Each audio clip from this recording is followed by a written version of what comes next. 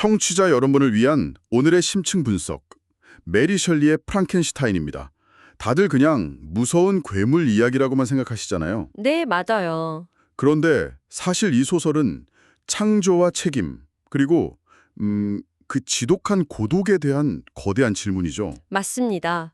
그래서 오늘 우리의 미션은 이 소설 속 세 개의 목소리를 한번 따라가 보는 거예요. 세계 목소리요? 네, 북극으로 향하는 야심과 월툰, 그리고 자신의 창조물 때문에 고뇌하는 과학자 빅터 프랑켄슈타인, 마지막으로 이름 없이 버려진 그 피조물. 아... 이 세 인물이 사실은 서로를 비치는 거울이라는 점을 파헤쳐보는 게 아주 흥미로울 겁니다. 각자의 그 뜨거운 열망이 어떻게 파멸로 이어지는지 그 과정을 같이 따라가 보시죠. 좋습니다. 그럼 얼음으로 뒤덮인 북극해, 한 외로운 배 위에서 시작되는 이 기이하고도 슬픈 이야기 속으로 지금 바로 들어가 보죠. 이야기의 첫 장을 여는 건 탐험가 로버트 월튼이라는 인물이에요. 네, 편지 형식으로 되어 있죠. 맞아요. 누나에게 보내는 편지 형식인데 북극 항로를 개척해서 인류사에 이름을 남기겠다, 이런 야망으로 가득 차 있거든요. 그런데 편지를 읽다 보면 이 사람 정말 엄청 외로워요. 그쵸. 내겐 친구가 없어, 마거릿. 이 한마디가 계속 마음에 남더라고요. 이 어마어마한 야망과 사무치는 외로움, 이 두 가지가 처음부터 딱 붙어서 나오는 게 참 의미심장하지 않나요? 바로 그 지점이 이 소설 전체를 관통하는 핵심입니다. 월튼의 야망은 그냥 명예욕이 아니에요. 아, 그런 거요? 네, 인류에게 헤아릴 수 없는 이익을 주겠다, 이런 어찌 보면 숭고하기까지 한 목표거든요. 그런데 이런 거대한 꿈을 가진 사람일수록 주변 사람들은 잘 이해를 못하잖아요. 하긴 그렇겠네요. 고독은 필연적인 거예요. 그리고 이 숭고한 야망을 품은 외로운 남자라는 틀을 우리가 잠시 후에 만날 빅터 프랑켄슈타인의 완벽한 예고편인 셈이죠. 아, 미리 보여주는 거군요. 그렇죠. 소설 첫 부분부터 너무 멀리 가버린 야망은 위험하다는 신호를 계속 보내고 있는 겁니다. 그러던 중에 월턴의 배가 얼음 위에서 거의 죽어가는 한 남자를 발견하죠. 빅터 프랑켄슈타인. 네. 그런데 저는 이 장면이 정말 충격적이었어요. 구조된 그가 월턴에게 던진 첫 질문이 어디로 가는 중이십니까? 맞아요. 보통은 살려주세요나 뭐 여기가 어디죠? 라고 하지 않나요? 죽음의 문턱에서도 자신의 목표, 그러니까 자기가 쫓던 그것의 행방을 먼저 묻는 거예요. 바로 그겁니다. 이 사람의 집념이 얼마나 비정상적인지 단번에 보여주는 장면이죠. 그 질문 하나에 빅터 프랑켄슈타인이라는 인물의 모든 비극이 담겨 있는 거죠. 그의 인생이 이성이나 생존 본능이 아니라 거의 광적인 집념에 의해 움직여 왔다는 걸 암시하잖아요. 월턴은 그에게서 자기가 그토록 원하던 친구의 모습을 봤다고 하는데 네. 자신의 야망을 이해해줄 동반자라고 생각했겠죠. 하지만 청취자 여러분이 보시기엔 어떻습니까? 월턴은 사실 거울을 통해 자신의 위험한 미래를 보고 있었던 건지도 모릅니다. 이제 빅터가 월턴에게 들려주는 그의 과거 이야기로 들어가 보죠. 어린 시절은 정말 완벽해요. 네, 모든 걸 다 가졌죠. 부유하고 사랑 넘치는 부모님, 아름다운 엘리자베스, 유쾌한 친구 헨리까지. 그리고 그는 어릴 때부터 자연에 숨겨진 법칙에 미친 듯이 끌리는 아이였고요. 여기서 그의 인생을 뒤튼 첫 번째 사건이 발생합니다.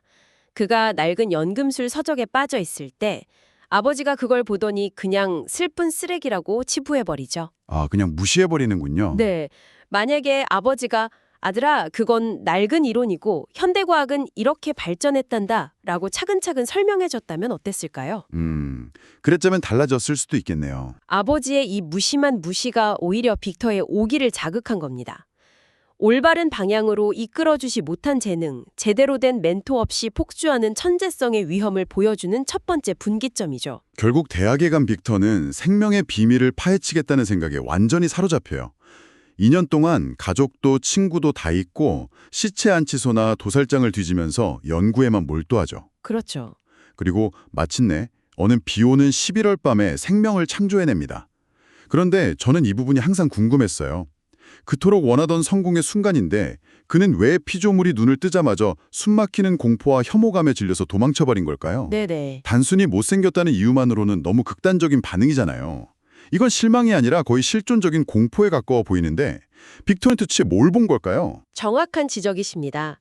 그건 단순히 미학적인 혐오감이 아니었어요. 빅터는 그 흉측한 외모 너머의 것을 본 거죠. 너머의 것이요? 바로 책임이라는 거대한 심연입니다.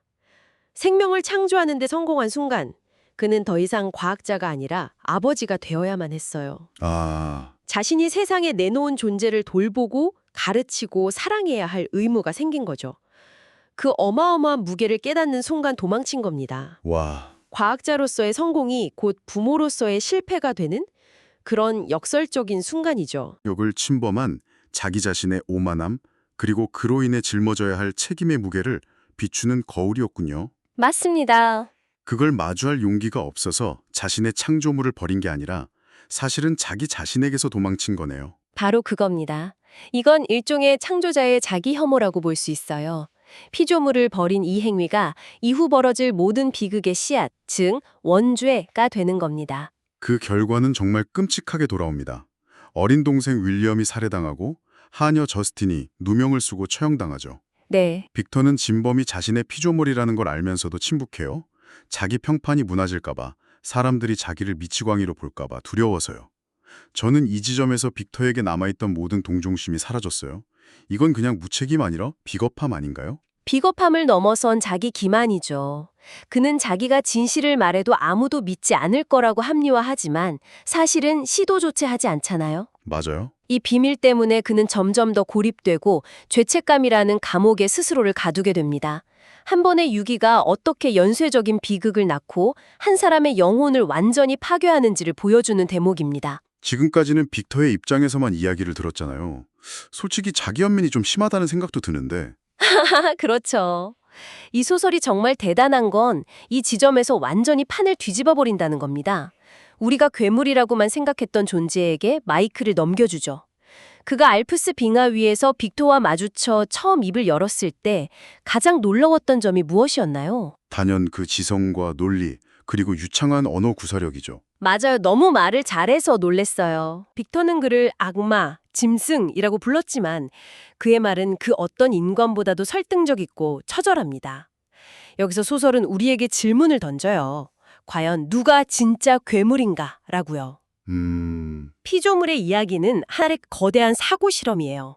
아무런 소속도, 이름도, 과거도 없이 텅 빈 상태로 세상에 던져진 존재가 된다는 건 어떤 느낌일까요? 그런 숲속 오두막에 숨어서 드라시라는 가족을 몰래 훔쳐보며 모든 걸 배우잖아요. 네, 그 장면이 아주 인상적이죠. 원어, 역사, 인간 사회의 사랑과 슬픔 같은 것들을요.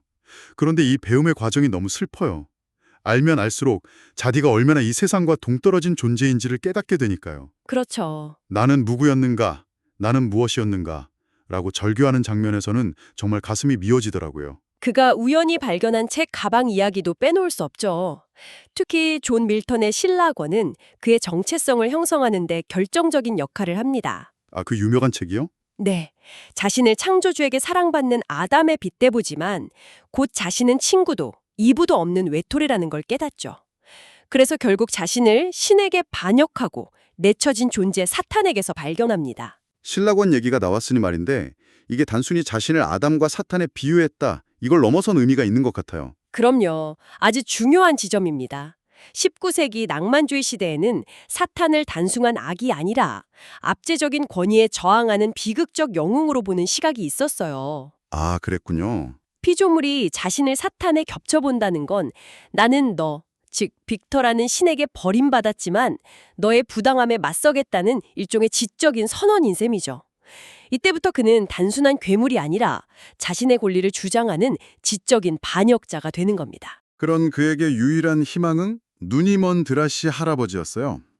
외모로 판단하지 않을 유일한 사람이었으니까요. 네. 그리고 정말로 할아버지는 그의 이야기에 공감해주죠. 그런데 그때 가족들이 돌아오고 그들은 피조물의 겉모습만 보고 그를 무자비하게 공격하고 쫓아내버립니다. 이게 결정적인 순간이었을까요? 선한 본성을 가졌던 존재가 완전히 돌아서게 된 계기 말이에요. 바로 그 순간 인류 전체에 대한 그의 마지막 희망이 산산조각 난 겁니다. 아, 이 경험을 통해 그는 자신이 아무리 선한 의도를 가져도 이 사회는 자신의 외모 때문에 결코 자신을 받아주지 않을 거라는 잔인한 진실을 배우죠. 너무 슬프네요. 그래서 그는 자신의 창조주인 빅터에게 돌아가 최후의 요구를 하는 겁니다. 여성 동반자를 만들어 달라고요? 이건 단순한 욕망이 아니라 이 지독한 고독을 끝내기 위한 유일한 탈출구를 요구하는 처절한 호소였어요. 그가 이런 말을 하죠. 저는 본래 자비로웠습니다. 비참함이 저를 악마로 만들었습니다. 네. 저를 행복하게 해주시면 다시 미덕을 갖춘 존재가 될 겁니다. 악은 타고나는 게 아니라 만들어지는 것이란 소설의 핵심 메시지가 담긴 대사입니다. 빅터는 결국 그 요구를 받아들이지만 또다시 결정적인 실수를 저지르죠. 맞아요. 여성 피조물을 거의 다 만들어가던 순간 악마의 종족이 번성해서 인류를 위협할지도 모른다는 공포에 사로잡혀서 그걸 자기 손으로 찢어버립니다. 와, 정말 최악의 선택이죠. 창문 너머로 이 모든 걸 지켜보던 피조물의 심정은 어땠을까요? 상상할 수 없는 절망과 배신감이었을 겁니다. 그의 마지막 희망, 유일한 구원의 가능성을 창조주가 직접 파괴해버린 거니까요. 그렇죠. 내 결혼식 날 밤 내가 찾아가겠다. 이건 단순한 협박이 아니에요. 네가 나의 유일한 연결고리, 짝을 파괴했으니 나도 너의 가장 소중한 연결고리인 신부를 파괴하겠다는 완벽하게 대칭적인 복수의 선언이죠. 와, 정말 소름 돋네요. 이제 둘의 관계는 창조주와 피조물이 아니라 서로를 파멸시키려는 두 개의 복수심이 된 거죠. 그 이후에 전개는 정말 걷잡을 수가 없어요. 빅터의 가장 친한 친구 클러발이 살해당하고 빅터는 그 누명까지 쓰죠. 네. 그리고 마침내 결혼식 날 밤 빅터는 피조물이 자신을 죽이러 올 거라고 생각하고 경계하지만 진짜 목표는 아내인 엘리자베스였죠. 맞아요. 가장 잔인한 방식의 복시였죠. 엘리자베스의 죽음, 그 충격으로 아버지가 돌아가시는 걸 보면서 빅터는 모든 걸 잃고 나서야 비로소 복수를 결심합니다. 모든 것을 가진 자가 모든 것을 잃은 자의 심정을 이해하게 되는 끔찍하고 아이러니한 다정이죠. 그러네요. 이제 빅터의 유일한 삶의 목표는 피조물을 죽이는 것, 그리고 피조물의 유일한 목표는 빅터를 고통스럽게 하며 북극으로 이끄는 것이 됩니다. 창조주와 피조물은 서로를 쫓고 쫓기면서 기이한 방식으로 서로에게 유일한 존재가 되어버린 셈입니다. 그렇게 이야기는 다시 처음으로 월턴의 배 위로 돌아옵니다. 기나긴 고백을 마친 빅터는 결국 숨을 거두죠. 네. 그리고 월턴은 빅터의 시신 위에서 슬피 오는 피조물을 발견합니다. 복수를 완성했는데 그는 왜 기뻐하지 않고 슬퍼했을까요? 그게 바로 복수의 공허함이죠. 피조물은 자신의 복수극에서 아무런 만족도 얻지 못했다고 고백합니다. 오히려 자신의 창조주이자 유일하게 자신을 이해할 수 있었던 존재의 죽음 앞에서 깊은 절망을 느끼죠.